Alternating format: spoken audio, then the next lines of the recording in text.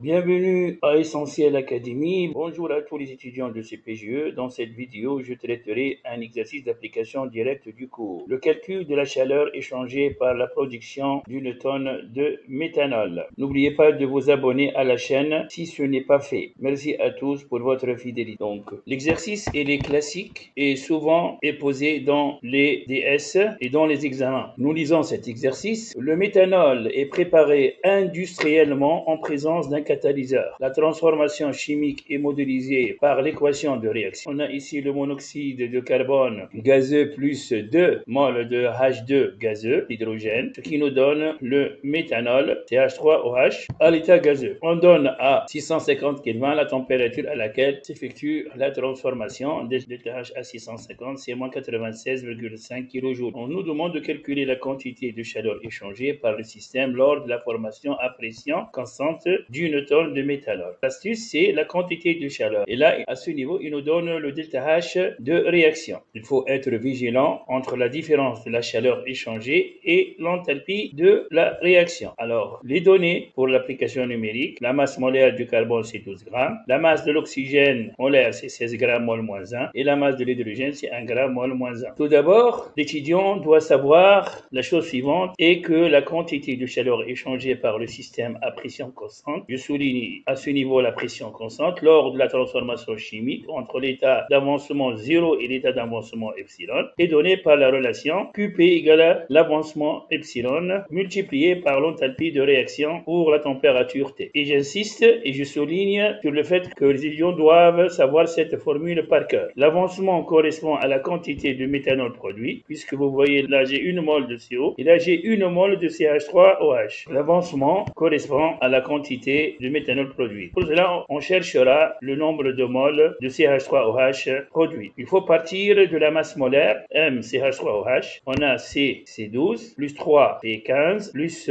O, ça fait 16, 31, plus 1, ça fait 32 grammes mol moins 1. Il vient alors que l'avancement est égal au nombre de moles produits de CH3OH, égal à combien? Égal au nombre de moles, par définition, c'est la masse produite sur la masse molaire. La masse molaire, c'est 32, et la masse qui a été formée, c'est 1 tonne. Il vient alors que l'avancement est égal à 1 tonne, c'est 10 puissance 6 grammes, divisé par 32 grammes, ça fait 31 150 moles. Faisons l'application numérique. QP est égal à 31 250 multiplié par l'enthalpie molaire, c'est moins 96,5, ça fait moins 3, 10 puissance 6. Vous voyez, c'est un exercice simple qui se base sur la formule QP est égal à l'avancement fois l'enthalpie de réaction. Merci pour votre attention. À très vite.